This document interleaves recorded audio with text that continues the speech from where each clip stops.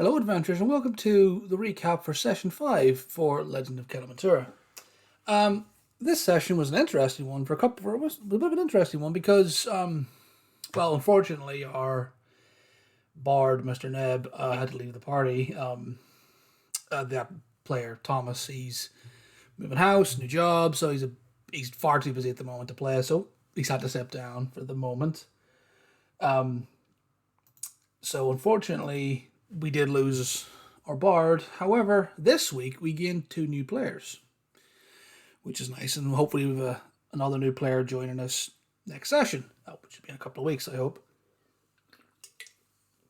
But yeah, that was good having some new people around the table. Some very good new players as well, actually. But we'll get into the recap. So last session, the party had the null fight and a bit of had the null fight. Went to bed. In the aftermath, went down and spoke to the marshal, and were asked by the marshal to go and check out a cave that they'd been told by some prisoners this is like a base of operations, and see if there's any useful intel or anybody alive to question or get further information from. During this discussion, Mr. Neb had a bit of an outburst with the marshal and sort of called her out for not defending the town, rightly so. Stormed off, walked away. Now, this week, our paladin, Bjorn, couldn't play either. He had double booked himself for visiting family. So, conveniently, for the sake of story, he went off to look after Mr. Neb, who was clearly in an emotional state at the time. So those two went off, and that got them out of the picture, if you will, for the session. It meant I or anybody else didn't have to play a character we weren't overly familiar with. And Bjorn, he's an interesting character, and I really don't want to... I would rather my own players have their own thing and play themselves. Unless I can find some way to Jaeger them. Combat's not overly...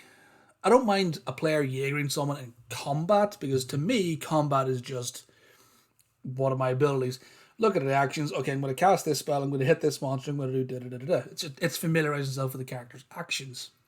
So combat's one thing, but roleplay, general conducting yourself in the world, I would rather a player was there by themselves. Otherwise, they're just going to be silent or not going to be true to themselves. It's my personal views on it anyway. But after having a discussion with the marshal and then sweetening the deal with saying, well, if you go and do this, I know somebody who can get you to your next destination, Steelborough, in 2 days. They have a time limit to get there in 5 days. It's a few days travel. It's like 3 or 4 days travel, the 5 or 6 days to get there. I've kind of lost track of time on that, to be honest. But this individual will get them to there with plenty of time to spare. So, kind of sweeten the deal a bit. And the marshal then says, although I do feel bad about sending you off, so there's only 3 of you now, those 2 have wandered off. Actually, there's a couple of individuals who I know in the town might be interested. Enter Titus, a wandering total fighter, you see. He's a big brute. He loves to fight and wrestle. He's a big friendly giant. And then we have Achilles, a very well-spoken human. Now has a history of violence and was retired up until quite recently when some events called him back into the fray. I hope I've done those accents justice. I hope so. Players will see this. Introductions were made, bit of chat, bit of crack. Players sort of just bonding and getting to know each other. Did a bit of shopping and met up with some rangers who escorted them to the cave. Once I got to the cave, the rangers split off. There's supposed to be patrols that would go past this cave, which the rangers were going, well, why the hell was there no patrols here? So they went off and scouted. And the party, well, investigate their D&D party, so they investigated the cave in their own way and broke out some beer bottles and had a drink. A rogue and a monk had a hiding competition. Yeah. If you're a DM, you just know, oh, there's a cave over there. Party will do everything but to go into the scary place. Eventually, the party did head inside with dark vision and torches, being able to see that there were, at the mouth of the cave and a bit of a ways in, there were some traps that were triggered. They could see like spike pits and a few nasty looking things that were not active but had been triggered. Oh, so the trap's here. Went forward, had a look, field investigation check, and set off a trap. At which point, Theseus decided he would go first, so he took the torch, went forward, looking for traps, and I believe he rolled a natural 20, or he rolled really fucking high. So I was like, yeah, you see everything. Found another trap that I had left for the party, able to be fused, and then carried on a bit further and found that there was a newly carved tunnel that was off to the right. A much steeper descent with some trails of smoke coming out of it, which kind of led the party. Oh, well, there must be something down here then, and the tracks were headed in that direction, or they stopped past that, so, well, it must be done this way. So, our druid, who had been a giant spider this whole time, just skittered down without any issue. The rest of the party had to make some checks. Most of them made it. Our monk, the rogue, did well. The monk didn't do great, but managed to save herself. Managed to slip, but grabbed the rope where she fell. And our cleric, fell down a bit. Didn't fall the whole way down, because it would have been about 100 feet. Not a straight vertical, but it's quite steep. So it would have been about 100 feet at an angle. And then because the rogue was ahead, the rogue was able to save her and stop her falling even further, taking a lot more damage, and ended up in a bonfire. Because once they got into the chamber, they came in, and in front of them, a ways into the chamber, there was a bonfire with some wood, some what looked like papers, and a few books, as if someone was trying to destroy evidence. Also in the chamber, there were a couple of gnoll bodies. Previously, the party had fought. Had fought gnolls and gnoll pack lords. The gnolls that they saw in the cave that were dead had been stripped of their armor and weapons, but were vicious, were much bigger, much more vicious looking, even in death, than the gnolls that fought. So there's some sort of gnoll captain or whatever.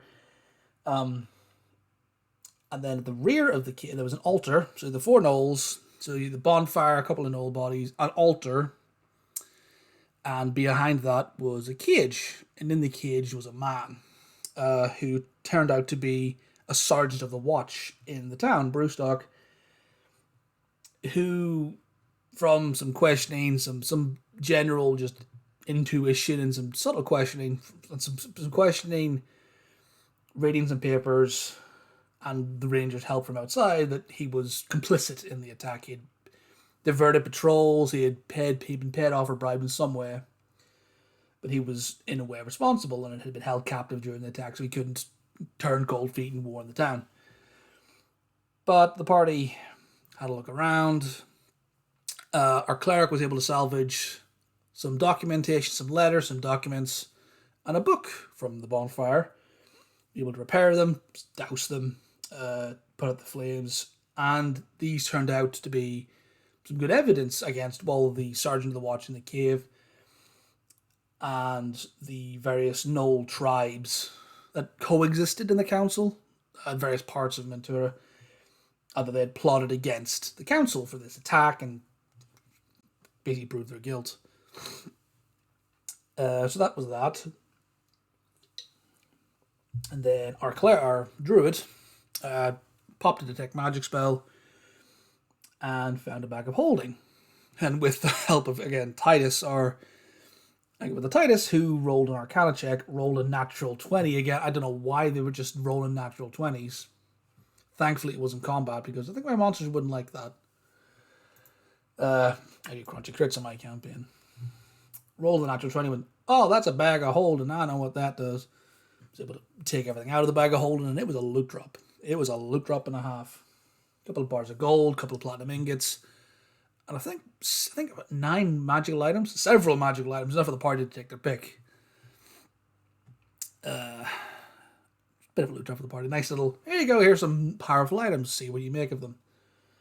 Collected those, traveled back to the town, met up with the marshal who took the sergeant of the watch under arrest, and the party went back to her marshal's office, told the marshal that they'd found the items of the coin, and the marshal was able to tell them that, well, the previous owners of those items are dead, so no one's going to come after, so no one's looking for them at the moment.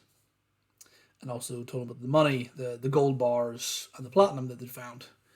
And she says, well, I was going to pay you for doing that, but you found those, that's more than enough for you guys to keep. And, well, because no one's looking for them, take your pick for the item, take your pick of the items. I just ask that whatever you don't pick or use, leave with me and we can sell them or do something to raise money to help rebuild the town, which has been quite heavily damaged in the attack. It'll go somewhere to rebuilding the town, compensation for those the families who lost loved ones. It'll help the town. They read through the letters. The party found the book they found was a code book, a partial code book that was linked to a letter they had found, I think it's session 2. So now the party have a partial code book that in the next session, if they want to, they can sit down and use it to partially decode the letter. So that'll be a bit of an info dump, depending on how the party does. I have an idea for it, which I'll explain to the party in the next session. But it's kind of based... It's based on something I saw in Critical Role, in the campaign 2 of Critical Role, sort of a dual skill check, but we'll cover that in the next session. And then when they went through the letters, again, talked about the Knolls, the sergeant, listed movements, and there's enough proof that Knolls had plotted and planned. And it also talked about a man who they called the Contact. Now, the sergeant of the watch had described when he was in the cage that there was another cage in the room, but the cage had been covered, so he couldn't see what was inside there, but he'd heard like a groaning from inside. Again, the party was able to deduce that what he described was an undead creature of some sort. Couldn't get anything more than it was undead, but there was an undead creature in the cage. And that once the bonfire had been set, and the Knolls, the bag of holding that they found had been payment for the Knolls. And a bit of infighting. There were 4 bodies, but there was a 5th Knoll who had been victorious in this squabble. During the fight, had forgotten the bag of holding, or maybe had been offered something else. The party's not sure yet, but had left this bag of holding behind and travelled through a teleportation circle with a figure that was described as wearing a mask, crimson robes, and had a necklace. And that's all the sergeant of the watch could remember. He had a mask and those robes. And when he tried to recall the features, the person was confused. But the letters referred to this man as the Contact. The Contact. What the hell is this? Repeated uses. And then one letter had a description of the man. So it was, again, the mask, the robes, humanoid, and also a necklace. But this one had a necklace which was a crimson teardrop necklace, which our new player Achilles was able to recognize as, that's a symbol of the Defiant. They're a scourge worshipping cult. They had been inactive for a while, but apparently have now become active again, which is of some concern. So they now have some leads in this investigation, and things are starting to become interesting. Things might become more interesting when the letter's decoded. We shall see. But after that, the marshal then says, and I owe you an introduction for you, the person who's going to take you to Steelborough. So they headed off, headed back through parts of the town, and went through like a merchant camp. A couple of merchants. Brewstock is away at town, so merchants travel through quite a bit. And there were several of the caravans had been burnt out or destroyed, and a lot of the merchants and their entourage had been killed. So the party had kind of figured out that, this was the target. The town was damaged, but the real target was this merchant camp. So clearly whoever was attacking the town, they were here to steal stuff and acquire items and gold and all sorts of magical powers. And the party walked past a wagon that they'd walked past previously, which is a very, very large wood and steel wagon. It's about 15 to 20 feet wide, which is huge, and about the same again tall. Very, very large wagon. with a full-blood orc and a minotaur as sort of bodyguards at the back of the wagon. Marshall approached them. These two individuals are Blood, who is the minotaur, and Flish, who is the orc, so they are Flish and Blood. They were bodyguards for this merchant, who went to the back, who, when the marshal approached, was like, "Oh yeah, you're here to see the boss." "Hey boss, you got somebody here, the marshal's here, but the people we're bringing carrying forward." "All right, I'll be right out." Enter Thrum, the Loxodon merchant from the Salazar dynasty, from Tequila Bay in the Salazar dynasty. And the players, the couple of players, I see Titus, the player's reaction to, and you see a long grey trunk, his face just like, "Loxodon." So that made it all worth it. Was, oh my god, there's a Loxodon in the... Yeah. I enjoyed that. Who then made further introductions to Professor Theseus, the rather eccentric inventor from the Republic of Ambrino. He's the person who makes all the items that Thrum sells. And they're also introduced to a silent gunslinger, bodyguard / protector, who had some sort of oath of loyalty or fealty to Thrum by the name of Araya. Lawrence of Arabia, outfit if you will, long flowing clothes, a rifle across her back, and 3 pistols, 2 under her arms, 1 in the hip, and a sword on the side. So she's very heavily armed and is not somebody to be fucked with.